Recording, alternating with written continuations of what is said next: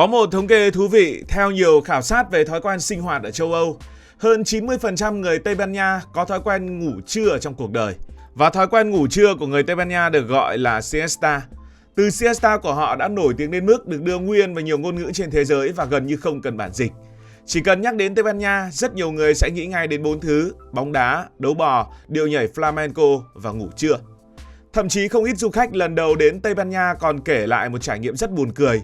Khoảng 2 giờ chiều, họ bước ra phố với ý định mua sắm hoặc chơi bời gì đó. Nhưng đi mãi vẫn thấy cửa đóng then cài. Có những khu phố yên tĩnh đến mức người ta có cảm giác như cả thành phố vừa mất điện hay đang nghỉ lễ. Nhưng không, hôm đó hoàn toàn là một ngày làm việc bình thường, chỉ là đã đến giờ nghỉ trưa. Đến đây thì nhiều người nghĩ đến người Việt Nam, người Việt cũng ngủ trưa, thậm chí là ngủ khá nhiều. Nhưng điều khác biệt là Việt Nam, giấc ngủ trưa thường chỉ kéo dài khoảng 30-45 phút hoặc là 1 tiếng. Nhân viên văn phòng tranh thủ ngả lưng ngay tại cơ quan, học sinh cũng bố trí ngủ trưa ở trong lớp, công nhân nghỉ giữa ca rồi tiếp tục làm việc lúc đầu giờ chiều. Còn ở Tây Ban Nha ngày xưa, ngủ trưa không phải là ngủ một tí đâu, đó gần như là một khoảng thời gian hoàn toàn tách biệt ở trong ngày. Có nơi nghỉ đến 2-3 tiếng đồng hồ, người dân về nhà ăn cơm, trò chuyện với gia đình, chợp mắt rồi đến tận cuối buổi chiều mới quay lại làm việc. Thói quen ấy đặc biệt nổi tiếng đến mức cả thế giới đều biết đến bằng một cái tên riêng, siesta. Nhưng điều thú vị là nếu bạn hỏi người Tây Ban Nha hiện nay rằng các bạn có còn ngủ trưa nhiều như mọi người vẫn nghĩ hay không, rất nhiều người sẽ cười và trả lời có, nhưng hình như không còn nhiều như trước, đặc biệt là những người trẻ, còn những người lớn tuổi thì vẫn thế. Vậy tại sao cả thế giới vẫn gắn Tây Ban Nha với hình ảnh giấc ngủ trưa? Hãy quay lại lịch sử hàng nghìn năm trước. Rất nhiều người thì tưởng rằng thói quen ngủ trưa là phát minh của người Tây Ban Nha, thực ra là không phải. Nguồn gốc của nó xuất hiện từ thời La Mã cổ đại. Khoảng hơn 2.000 năm trước, người La Mã chia ban ngày thành 12 khoảng thời gian. Hora Sesta, tức là giờ thứ 6 kể từ lúc mặt trời mọc, rơi vào khoảng giữa trưa. Đây là lúc mặt trời lên cao nhất, nhiệt độ nóng nhất và con người bắt đầu cảm thấy mệt mỏi. Người La Mã tất nhiên nhận ra rằng nếu cố làm việc dưới cái nắng gay gắt thì hiệu quả lao động sẽ giảm mạnh. Vì vậy họ thường dành một khoảng thời gian để nghỉ ngơi trước khi tiếp tục công việc. Sau khi đế chế La Mã mở rộng khắp bán đảo Iberia, thói quen này cũng theo chân họ đến vùng đất ngày nay là Tây Ban Nha và Bồ Đào Nha.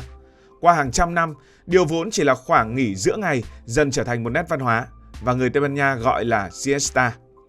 Thực ra không chỉ Tây Ban Nha mới có siesta, một số vùng ở Nam Âu như là Ý, Hy Lạp, Bồ Đào Nha hay là các nước Mỹ Latin cũng có truyền thống tương tự. Tuy nhiên không nơi nào nổi tiếng bằng Tây Ban Nha bởi điều kiện tự nhiên của quốc gia này gần như được thiết kế để siesta có thể phát triển mạnh nhất. Tại sao lại như thế nhỉ? Bởi vì Tây Ban Nha không mát mẻ như bạn tưởng. Khi nhắc đến châu Âu, rất nhiều người Việt hình dung ngay đến thời tiết mát mẻ, bầu trời nhiều mây, mùa hè dễ chịu. Điều đó đúng với Anh, Hà Lan, Bắc Âu, nhưng ở Tây Ban Nha lại là một chuyện hoàn toàn khác. Đây là quốc gia nằm gần cực nam của châu Âu, chỉ cách châu Phi bởi eo biển Gibraltar rộng khoảng 14 km ở điểm hẹp nhất. Đứng từ bờ biển phía nam Tây Ban Nha, người ta vẫn nói vui rằng có thể nhìn thấy dãy núi của Maroc phía bên kia. Khoảng cách ấy gần đến mức nhiều người ví von Tây Ban Nha sang châu Phi còn gần hơn đi từ đầu nọ sang đầu kia của Hà Nội. Vị trí địa lý đặc biệt ấy khiến Tây Ban Nha chịu ảnh hưởng rất mạnh từ khối không khí nóng của sa mạc Sahara. Mỗi năm nhiều đợt gió nóng từ Bắc Phi mang theo bụi cát khổng lồ vượt Địa Trung Hải rồi tràn vào miền Nam Tây Ban Nha. Người dân địa phương đã quá quen với cảnh xe ô tô buổi sáng phủ một lớp bụi màu vàng cam sau những ngày gió Sahara thổi mạnh. Đó là lý do mùa hè ở Tây Ban Nha không hề châu Âu như nhiều người tưởng tượng. Nếu Việt Nam có những thành phố nổi tiếng vì nắng nóng, ví dụ như là Hà Nội, Đồng Hới, Đông Hà hay Phan Rang, thì Tây Ban Nha cũng có những chảo lửa của riêng mình. Thành phố Sevilla, nơi có câu lạc bộ Sevilla lừng danh, thủ phủ của vùng Andalusia, thường được gọi là thành phố nóng nhất châu Âu. Nhiệt độ mùa hè ở đây thường xuyên vượt qua 40 độ C, những đợt nắng nóng cực đoan có thể lên đến 44-46 độ C. Ví dụ năm 2021, trạm khí tượng gần Cordoba, tức là cũng ở cái vùng miền Nam Tây Ban Nha này, ghi nhận mức nhiệt độ khoảng 47,4 độ C, thuộc nhóm cao nhất từng được đo tại châu Âu. Ngày nay thì điều hòa nhiệt độ đã trở nên phổ biến nên chúng ta dễ chịu hơn. Nhưng hãy nhớ rằng phần lớn lịch sử của Tây Ban Nha diễn ra trong thời kỳ chưa có điện, chưa có quạt máy và càng chưa có điều hòa. Con người chỉ có một cách duy nhất để chống lại thiên nhiên, đó là tránh nó đi. Thay vì cố gắng làm việc dưới cái nắng nóng khắc nghiệt nhất trong ngày, họ chọn nghỉ ngơi, đợi đến khi mặt trời dịu xuống rồi mới tiếp tục lao động. Và cũng chính từ sự thích nghi ấy, một trong những biểu tượng văn hóa nổi tiếng nhất của Tây Ban Nha đã ra đời, giấc ngủ trưa. Không chỉ có thế, nó còn liên quan đến bữa ăn. Nhưng ăn uống thì liên quan gì đến giấc ngủ? Chúng ta hay nói rằng căng ra bụng thì trùng ra mắt. Bữa trưa của Tây Ban Nha thì ăn khá là nhiều. Nó không giống như bữa trưa của nhiều nước trên thế giới.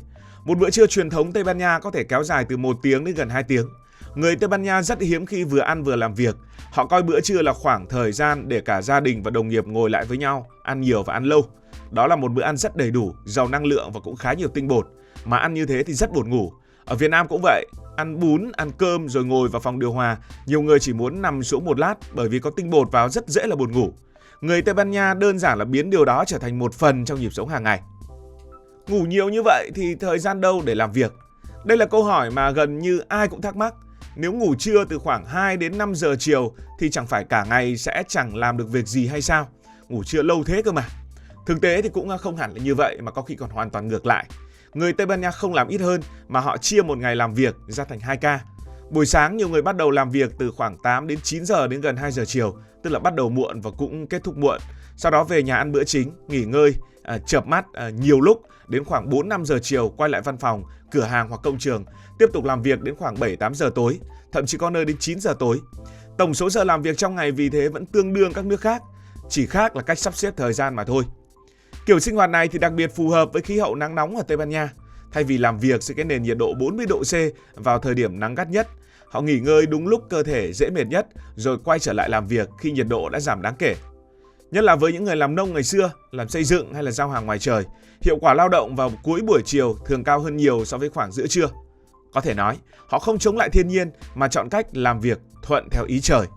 Điều này cũng giải thích vì sao cuộc sống ở Tây Ban Nha diễn ra muộn hơn phần lớn châu Âu.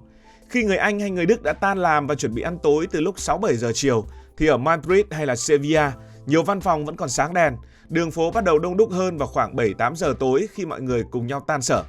Chính vì vậy, khách du lịch lần đầu đến đây thường có cảm giác như đồng hồ của nước này hình như là chậm hơn các nước láng giềng vài tiếng. Và đúng là cũng có chậm hơn thật nhưng không đến mức nhiều tiếng như thế. Tây Ban Nha sử dụng múi giờ nhanh hơn vị trí địa lý khoảng 1 giờ. Chính xác là nhanh hơn. Kết hợp với việc nằm ở vĩ độ khá cao của châu Âu, mùa hè có nơi 9 giờ 30 đến 10 giờ tối mà trời mới lặn hẳn. Khi ngoài trời vẫn còn sáng, con người vẫn có xu hướng chưa muốn kết thúc một ngày. Người dân thong thả đi dạo, gặp gỡ bạn bè, đưa con ra công viên hoặc ngồi vào các quán tapas đến tận khuya. Vì thế nên người Tây Ban Nha ăn tối cũng rất muộn, thường khoảng 9 đến 10 giờ đêm, muộn hơn hầu hết các quốc gia châu Âu. Chính nhịp sống ấy đã khiến người Tây Ban Nha trở thành một trong những dân tộc đi ngủ muộn nhất tại châu Âu. Nhiều gia đình chỉ lên giường vào khoảng 11 giờ đêm hoặc sau nửa đêm, trong khi sáng hôm sau vẫn phải đi làm bình thường. Ngủ ban đêm ngắn hơn nên giấc ngủ trưa đóng vai trò giống như một lần nghỉ ngơi cho cơ thể. Chợp mắt một vài tiếng ở buổi trưa giúp họ tỉnh táo hơn để tiếp tục làm việc đến tận tối mà không quá mệt mỏi. Có thể nói, nếu nhìn riêng vào giấc ngủ trưa, nhiều người sẽ nghĩ người Tây Ban Nha rất nhàn, nhưng khi nhìn toàn bộ lịch sinh hoạt trong ngày, phải nhìn từ sáng, trưa, đêm cho đến tận tối, bạn sẽ thấy họ chỉ đơn giản là đẩy cả nhịp sống về muộn hơn mà thôi. Ăn muộn hơn, làm việc muộn hơn, dùng bữa tối cũng muộn hơn, đi ngủ cũng muộn hơn. Vì vậy giấc ngủ trưa ở Tây Ban Nha gọi là siesta không phải là khoảng thời gian mà họ lười làm, mà là một mắt xích giúp cả guồng quay đặc biệt ấy vận hành suốt hàng trăm năm và vẫn hiệu quả, đất nước của họ vẫn phát triển đó thôi. Cảm ơn và nếu cảm thấy thú vị, hãy nhấn nút đăng ký kênh để không bỏ lỡ những video mới nhất.